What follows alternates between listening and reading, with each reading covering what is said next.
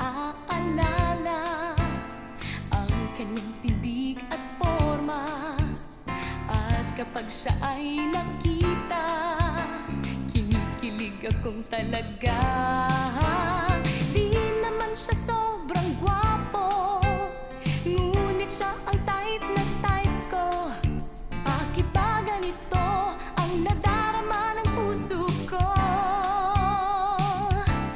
Ay, minsan siya ay nakausap, ako ay parang nasa ulap. Nang ako'y kanyang titigan, sa puso ay anong sarap.